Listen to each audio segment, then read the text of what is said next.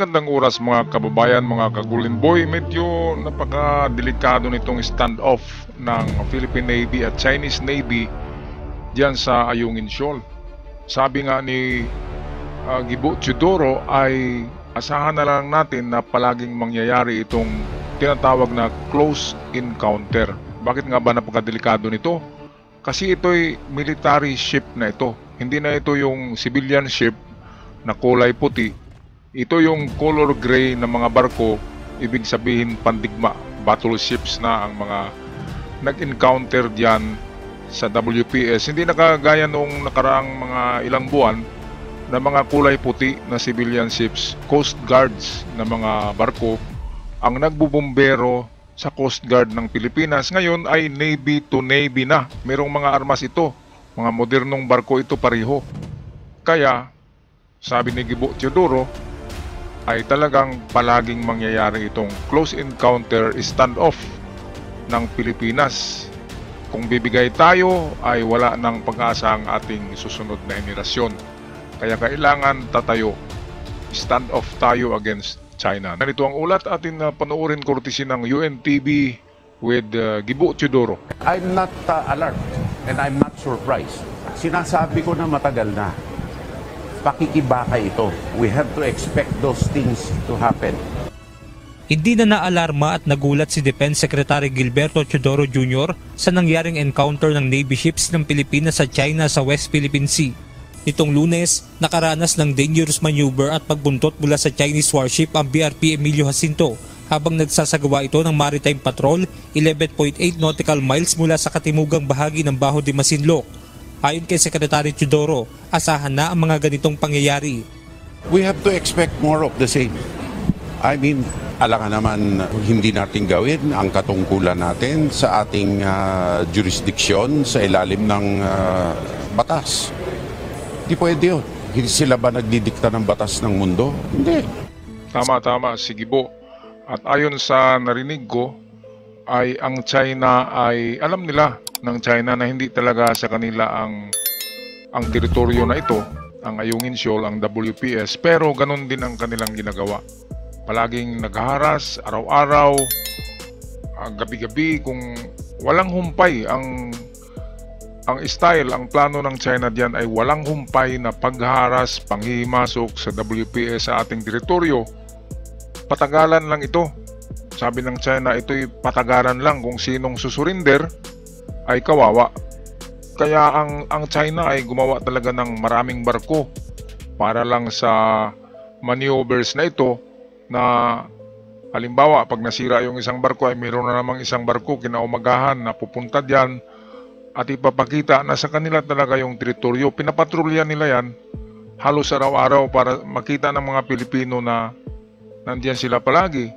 At kung bibigay na tayo ng isang dipa, susunod na buwan, 2 dipa na, hanggang sa mapasa kanilang kamay na ang WPS, ang lahat ng teritoryo dyan sa economic zone ng Pilipinas.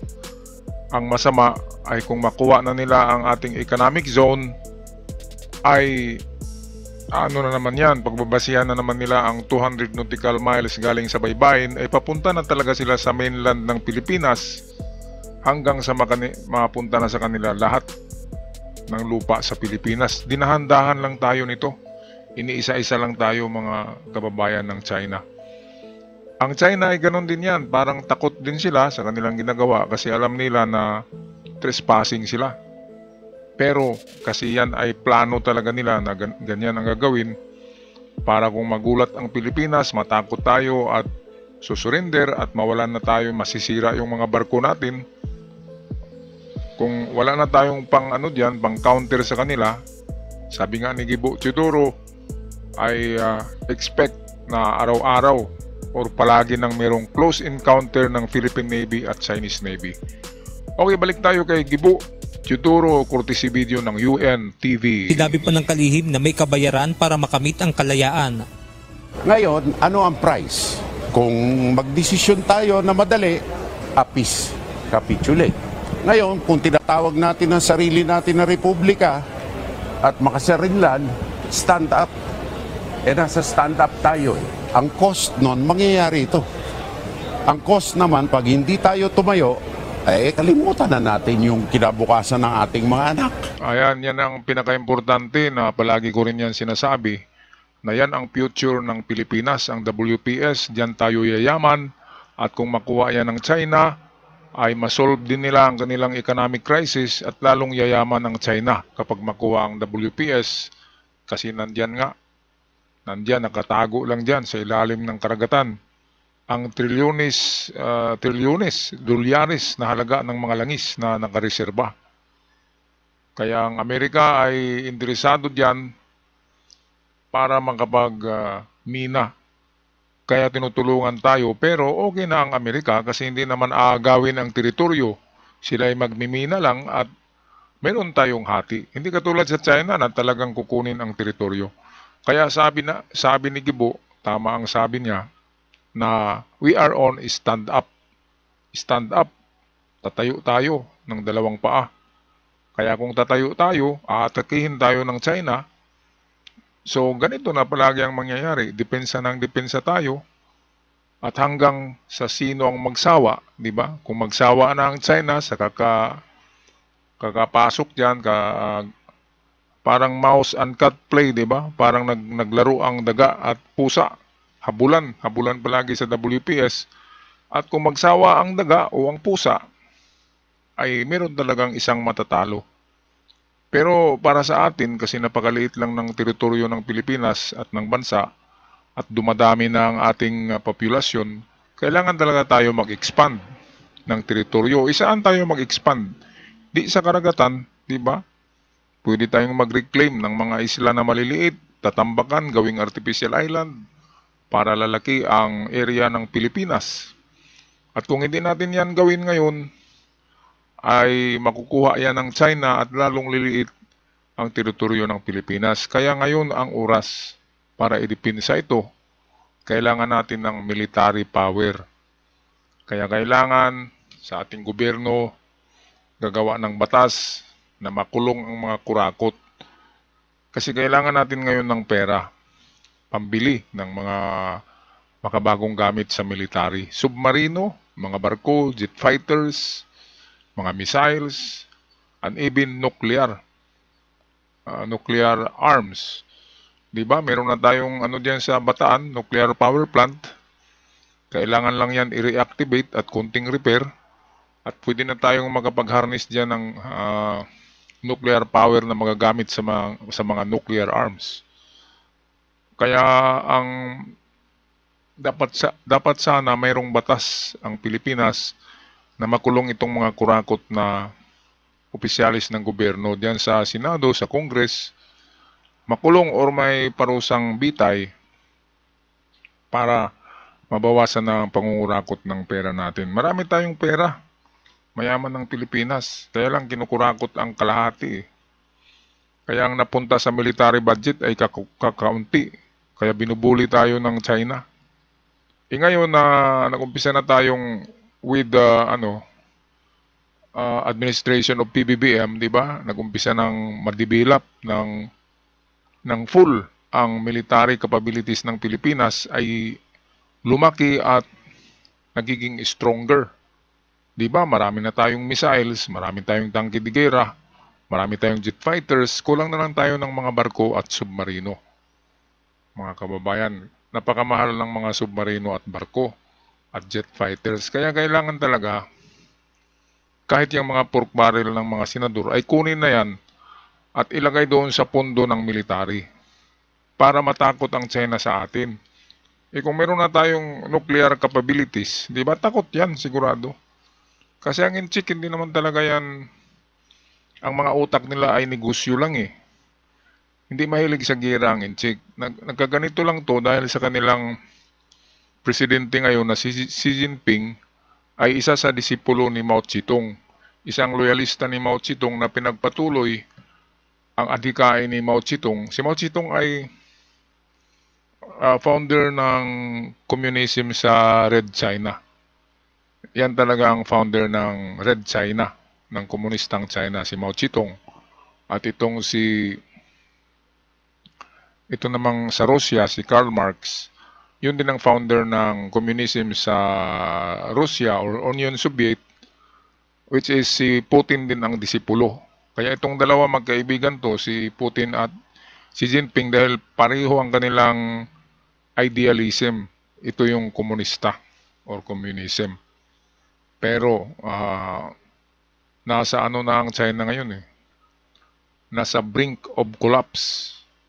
Dahil mag-aalsa na ang mga tao diyan sa China, magrevolusyon na diyan kapag patuloy itong pagbagsak ng kanilang ekonomiya dahil sa paglaban ni Xi Jinping sa tariff war sa Amerika kay Trump. Okay, balik tayo sa balita, kurtesya ng UNTV. Dagdag pa ni Teodoro, patuloy din ang pamahalaan sa paghahanda at pagtutol kung may insidente muli gaya na nangyari sa Sandy Cay. Nauna nang nagtungo ang tauhan ng Chinese Coast Guard sa Sandy Cay at nagpakuha ng litrato hawak ang watawat ng China. It is obvious which country does not adhere to the rule of law here. It is only China. Bukod tangi po sila. Valedictorian po sila sa hindi kasusunod ng rule of law. Kung may ginawang tama yung bansa na yan. Ngayon, hindi bansa, baguhin ko, yung partido na nangangasiwa sa kanila. Ngayon, of course, hindi pwede siguro akong ma-disappoint sa latest na nangyayari. Hindi disappoint yun, expected yun. Kaya kailangan paghandaan itong mga ito. No? At Ayan, tutulan. Tama. Kailangan paghandaan. At palaging may resistance, tutulan, sabi ni Gibo. At balik tayo sa Sandy Cay. Ano ba itong Sandy Cay? Ang Sandy Cay ay parang ano lang ito, yung sandbar. Yung lumilitaw lang siya pag low tide na buhangin. Pero ang buhangin na yan ay mababaw yan na sandbar na parang isla ng buhangin. Ay napakababaw niyan. Pwedeng tambakan yan. Kasi sa ilalim niyan ay solid na lupa. Kaya lang lumubog siya eh. Pero kaya nga i-claim ng China yan dahil gawing artificial island ng China. At kapag makuha ang Sandy Cay, dahil ang Sandy Cay ay malapit yan sa Ayungin Shoal, kapag nagawa nilang gawing artificial island ang Sandy Cay, ay isa itong strategic na lugar na malapit na talaga sa Pilipinas. Pwede silang magawa ng military facilities, kaya tinutulan talaga yan ng Amerika at ng Pilipinas. Dahil kung mapasa kamay ng inchik ang Sandy Cay, tatambakan nila yan, papalakihin nila yan, lalagyan nila yan ng military facilities. Kaya napakadelikado, lalong lalapit na ang China sa atin. At kapag mag-claim na naman sila galing sa Sandy Cay, ay meron na naman silang 200 nautical miles galing sa Sandy Cay papunta na ng Pilipinas. Kaya maagaw nila lahat ng ating economic zone territory. Parang parang anay yung China na unti-unting kinukuha ang ating teritoryo. Parang mga anay nga ito. Pero ayon kay Gibo Teodoro ay hindi naman ang China ang masama, kundi yung nangangasiwa na mamahala sa kanila na Communist Party. Ito yung si Xi Jinping na disipulo ni Mao Zedong, ang founder ng communism sa China. Ang mamamayan ng China, hindi lahat yan mahilig sa or pabor sa communism. Kaya nga mayroong mga aktivista din dyan na pro-democratic. Yung mga negosyante ay pro-democratic yun. Gusto nilang magkapira, yumaman. Pero kinokontrol sila nitong Communist Party ng China. Kaya hindi ang China ang masama, kundi ang mga nangangasiwa ngayon na mamahala sa China na mga opisyalis ni Xi Jinping. Okay, tapusin natin ang video courtesy ng UNTV. Samantala, ngayong araw ay formal nang nagtapos ang taunang balikatan exercise ng mga sundalong Pilipino at Amerikano. Sa loob ng 3 linggo, nagsanay ang mga ito ng Multilateral Maritime Exercise, Maritime Key Terrain Security Operation, Integrated Air and Missile Defense, Counter-Landing Live Fire Exercise at Maritime Strike. Sa lahat ng ito, pangunahing sinasanay kung papaano dedepensahan ang teritoryo ng bansa sa pananakop ng mga dayuhan. This exercise and deepen our collective commitment to regional peace and security. Today, we are forging not only stronger armed forces, but a more secure world. Naniniwala rin ang Pilipinas at Amerika na ang isinasagawang joint military exercise ay may malaking bahagi sa seguridad ng Indo-Pacific region. Bawat bansa sa mundo, lalo-lalo na kung archipelagic ito, mas lalo dapat pag-igtingin ang pagsasanay, paghahanda at paglalagay at pag-aambag ng tamang resources para sa depensa. With that strong foundation in place, our countries work together at all ranks, civilian and in uniform, to adapt to evolving threats in order to achieve our shared security goals. Alright, so maraming salamat sa US at nandyan palagi na nakatingin sa atin. 2025 Balikatan Exercises ends today. Ngayon matapos daw na araw ang 2025 Balikatan Exercises. Mga halo-halo na to na army, merong Australian, merong Japanese, marami ang Amerikano at marami rin ang Pilipino. Yung nabanggit ni Gibo Teodoro na archipelagic country or archipelagic area ay itong katulad ng Pilipinas na maraming pulo-pulo, isla-isla. So archipelago ay kailangan talagang pagtuunan ng depensa. Ngayon maganda sa gera na pangdepensa ang archipelagic islands, yung pulo-pulo, kasi ano siya hindi siya yung connected. Hindi madaling i-invade ang mga isla-isla kasi merong barrier na tubig. At kung bumbahin naman ay mahirap tamaan kasi nga pulo-pulo siya, di ba? Hiwalay-hiwalay. Hindi katulad kapag mainland, kapag tatamaan ng mga missiles ay maraming madamage. So, ito na nga, sabi ko na bawas-bawasan ang pangungurakot. Dapat gagawa ang Senado, ang Kongreso ng batas na bawal mangurakot ang mga senador at congressman at mayroong parusang bitay para wala ng kakandidato diyan, di ba? Kasi ang kumakandidato diyan ay hinahabol ay kurakot Kaya nga ay nagiging pobre ang Pilipinas, pero sa totoo ay napakalaki ng mga koleksyon natin, mga revenue ng taxes. Pero kalahati niyan, halos kalahati, ay napunta sa mga bulsa. Pero kung lahat ng senador at congressman magsakripisyo at yung kanilang mga pork barrel ay ibigay sa ating pamahalaan at gagawing emergency fund, ilagay doon sa Maharlika Fund, which is emergency fund ng administrasyon, at katulad nito na mayroong gustong pambilhin, gustong bumili ng submarino, ay makabili agad. Kapag wala ng pork barrel ang bawat senador, na kurakot lang yan Kaya nga gumawa sila ng ganyang batas na pork barrel para sa mga bulsa nila yan Pero sa panahon ngayon na pinapasok na tayo ng China, dapat itabi muna yung kurakot mind, yung isip kurakot. Tanggalin muna yan at magiging patriotic muna tayo. Mga senador dapat patriotic, congressman. Sila kasi yung may hawak na malaking mga pundo ng pera. Ay itabi muna yung iniisip na kurakot.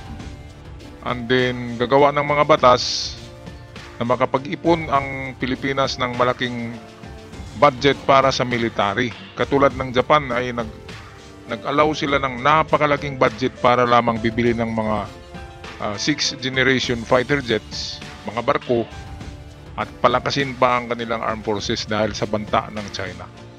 Alright, so dito lang ako magtapos mga kababayan. Hanggang sa muli, sa mga bago pa lamang nakabisita sa channel, huwag kalimutan mag-subscribe para palagi tayong updated. At sa aking mga followers na avid, maraming salamat. Hanggang sa muli, paalam.